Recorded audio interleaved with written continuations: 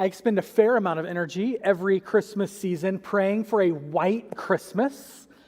And today we received a white beginning to Advent. How incredible is that? So now I can focus on other things like all of my other celebrations during the Christmas season. I bet you have some things that you do every Christmas. So let me share some of the things that I do or we do as a family to make sure that we celebrate Christmas properly every year.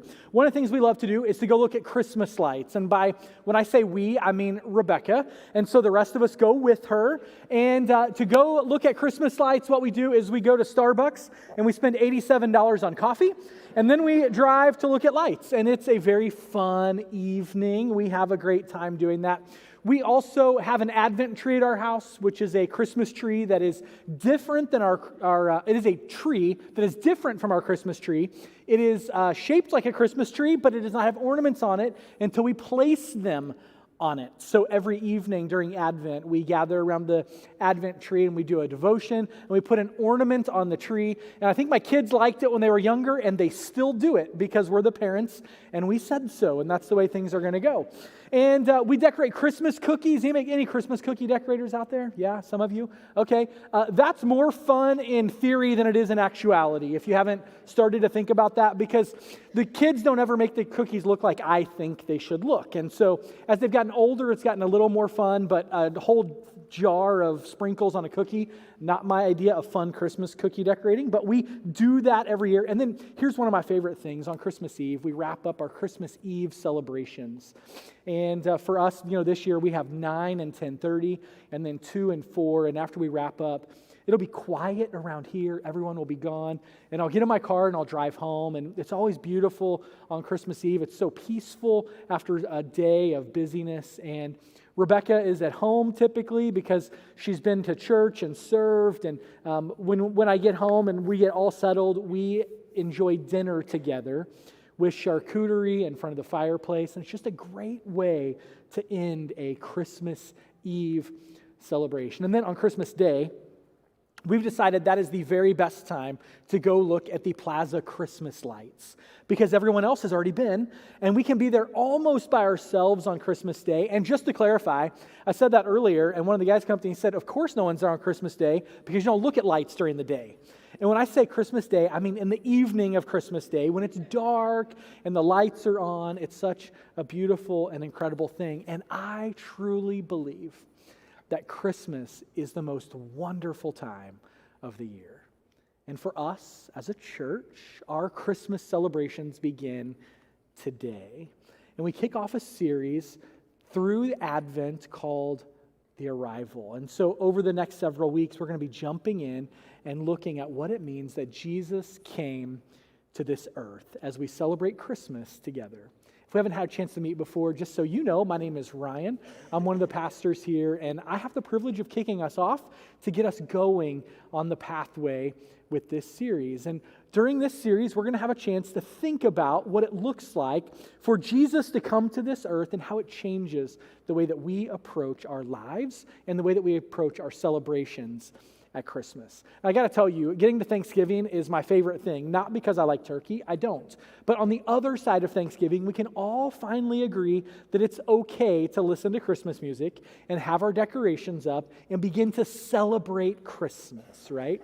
It's the best time of the year. And yet, I know that it's possible to get on the other side of Christmas and have missed the point entirely. What would that look like, you wonder? Well, watch this video and let me show you.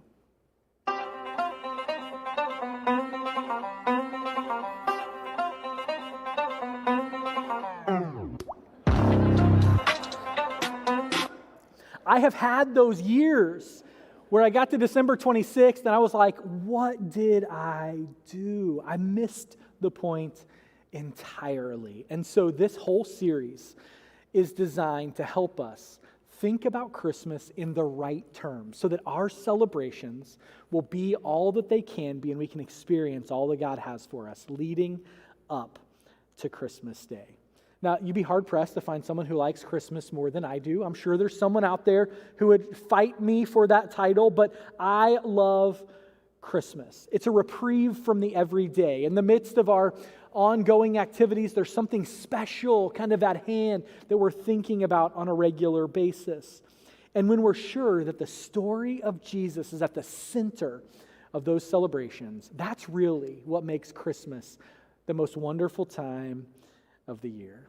The arrival of Jesus is a reason to celebrate. And so today we're going to look at the story of Jesus. And we're going to take a look at the story of Jesus maybe in a way that you wouldn't have imagined, because we're going to be looking at Jesus in the Old Testament. And here's what we're going to find along the way.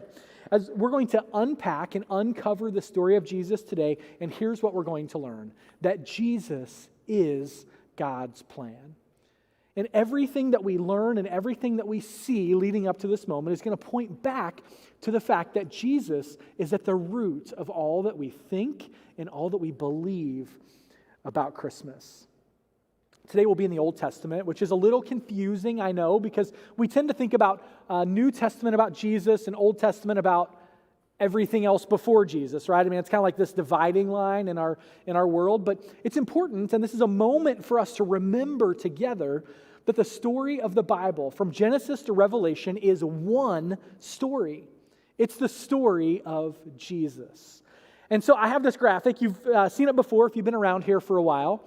It shows all the connections from Old Testament to New Testament. Each arc is a connection that is made from one part of the Bible to another. If you read the Scriptures intently, you find that Jesus is found throughout the pages of Scripture, and the entire thing is the story of Jesus. And we're going to continue to unpack that as we remember this, that Jesus is God's plan. And to see why this is so important, we're going to be back, as I said, in the Old Testament in the book of Isaiah. So if you have your Bible, you want to Google it or whatever, I'll have some passages on the screen as well. We're going to be in Isaiah chapter 7. And so just as a reminder about the book of Isaiah, Isaiah is a prophet, and prophets speak on behalf of God. They give messages to people. And Isaiah was a guy who's, he had this moment in Isaiah chapter 6 where he is commissioned as a prophet. It's like in front of this celestial being, and Isaiah says, "Here am I, send me." And God says, "Okay, you are going to be a prophet. You're going to be a mouthpiece. You're going to speak on my behalf." And typically Isaiah's message to the people is something like this: you've done something wrong, you need to knock it off, you're going to be destroyed. And Isaiah signs up for this. Now, that's not my idea of fun, but Isaiah signs up to be the person who typically takes that message out to the people. But today in Isaiah 7, we see something a little bit different. The message that we see today is one of hope, and it's one that gives people an opportunity to think differently about the way that God works in our lives. And so we find ourselves in the 8th century BC, and the main character in our story is Ahaz. Now, Isaiah is going to say some things to Ahaz, and I'm guessing that you're sitting there going, Ahaz. So you're rolling through the Rolodex, and Ahaz doesn't come to the top, does it? Because Ahaz is a pretty minor character in the scheme of things, but pretty important for what we're going to talk about today. Ahaz is a king of Judah. And he started reigning in Judah when he was young. He was about 20 years old. And when he took rule of the kingdom at the age of 20, he made bad decision after bad decision. He did bad thing after bad thing. In fact, you may actually classify Ahaz as kind of an evil guy. His dad was an incredible leader of the nation and honored God in all he did. And then Ahaz shows up, and as 20-year-olds do, he messed it all up. He went a totally different way. He's like, well, if my dad did that, I'm going to do this. And everything was polar opposite. He destroyed the temple. He was a vicious victor when they took control of new lands. And Ahaz is a guy that, as much as we dislike some of his actions, he may be just a little bit relatable to us. Let me tell you what I mean by that. It's relatable in this sense. I love watching the show The First 48. It's a show that's about murder investigations, and really, I just love watching the police department do their work. It's really cool to watch them track down tips and do all the stuff to solve the crime. And at the end of the day, often they're interviewing someone who happens to be a 16 to 25-year-old. That's a lot of the episodes.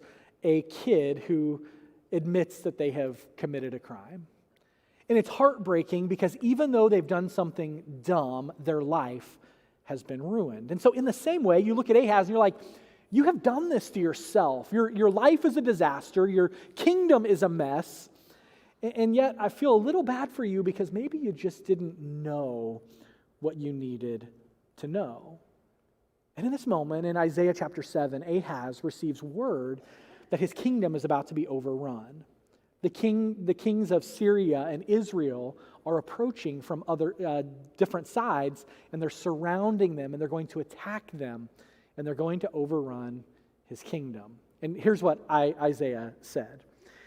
So the hearts of the king, Ahaz, and his people trembled with fear like trees shaking in a storm. It's a great word picture. When something bad is on the horizon, you can just see it building. You know that it's coming. There's something that builds up inside of you, this kind of anxiety and this negative anticipation of what's about to come. That's where we find Ahaz. He's in a tough spot.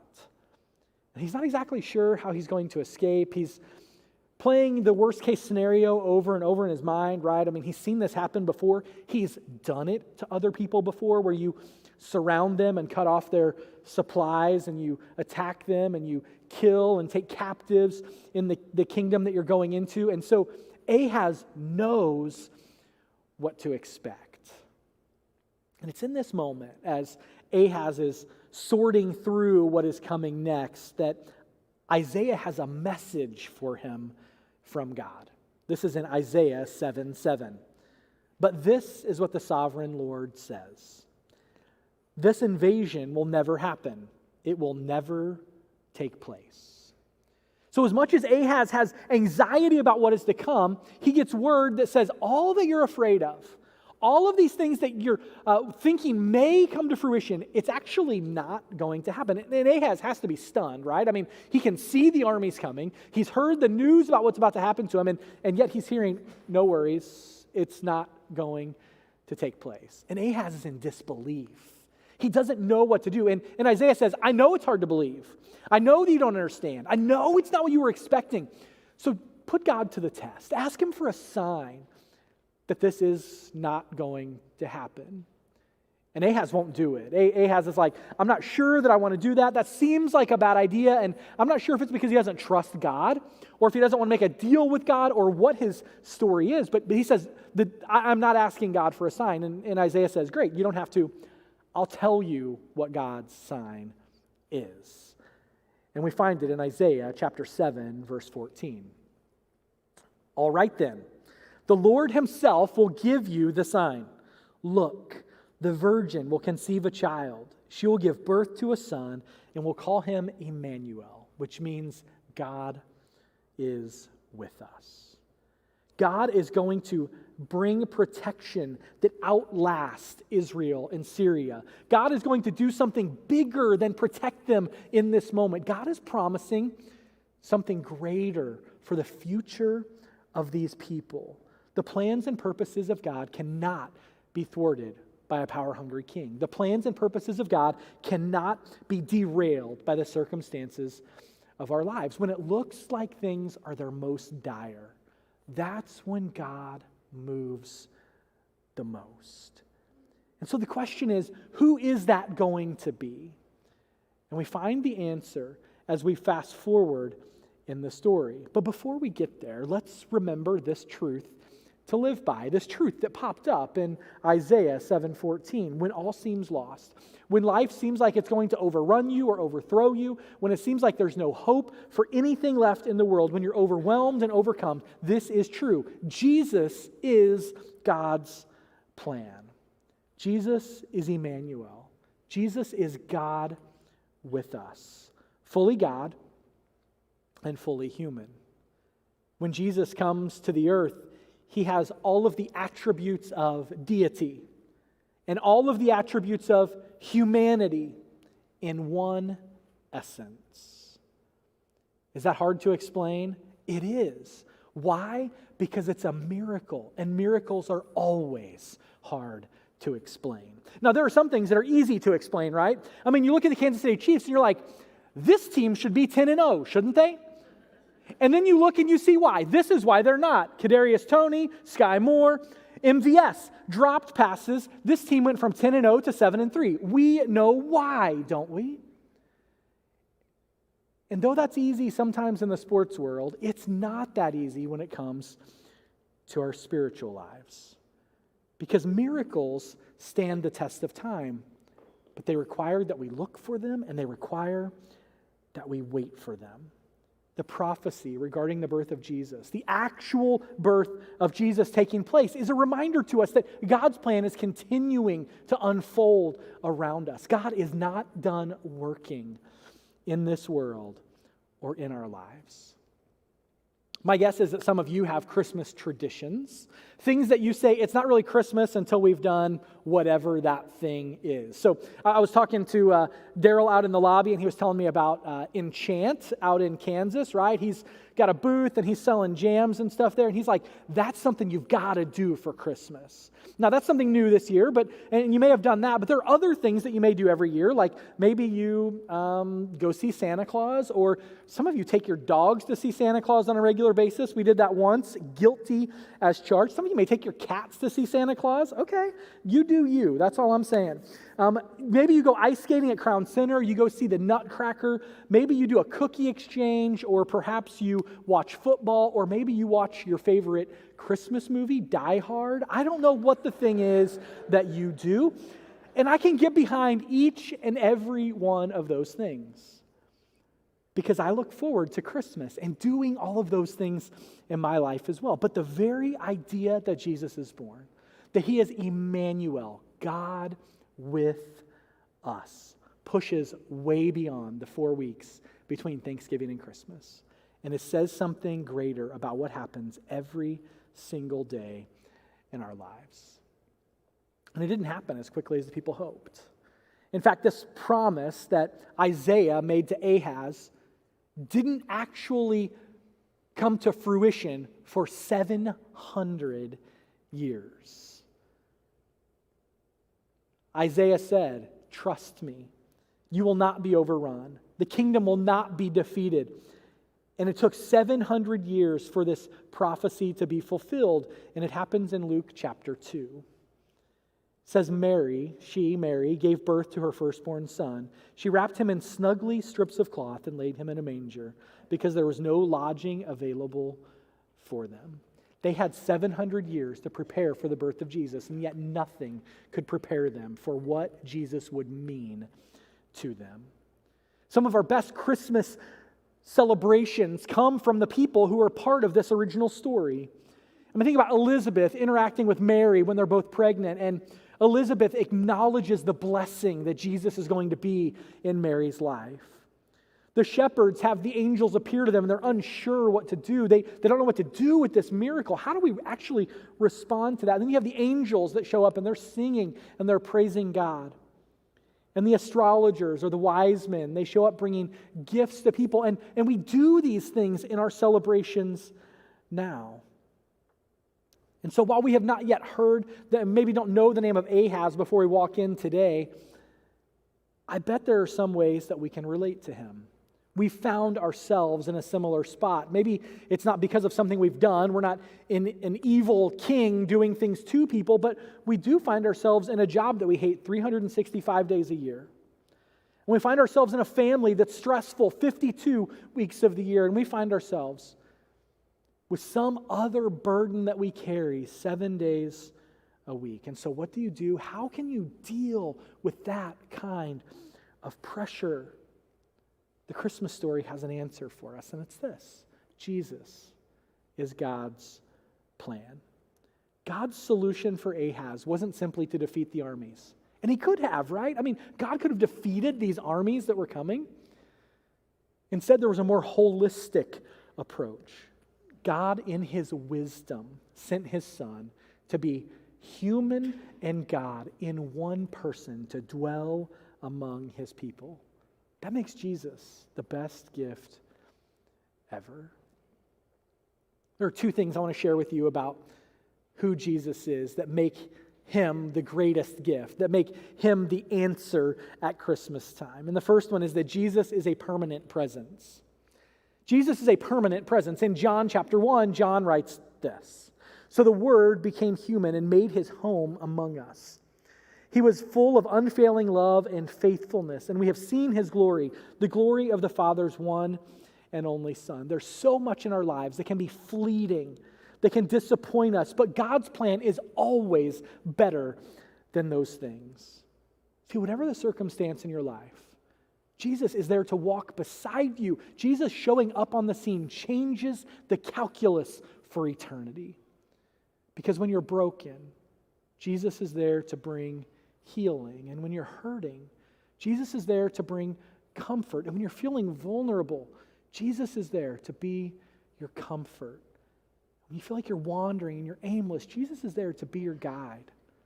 When you feel alone, Jesus is the one that's closer than a brother. Jesus is your friend. And when you feel unsure, and you're not sure what to do and where to go, Jesus is the one who grants you peace.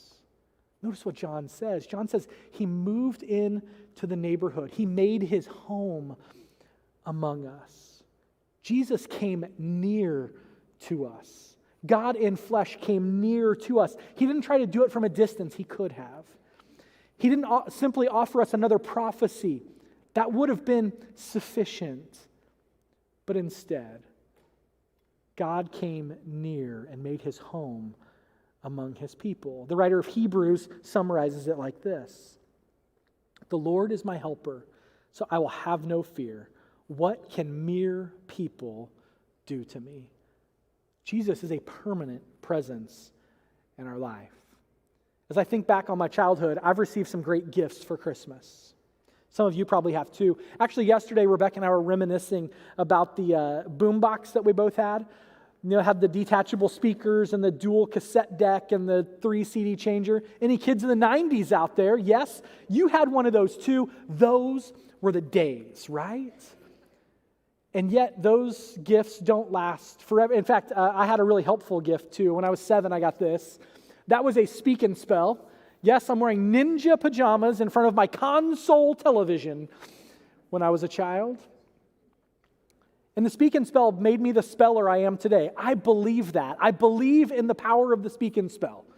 I can spell just about any word, except the ones on the spelling bee for some reason. But anyway, as helpful as that was, do you know where it is today? Neither do I. Because like most other gifts that we get, it gets outdated and broken, and eventually we pass it along. But the gift of Jesus is the gift that's with you forever. His presence never leaves, it never fails. Why?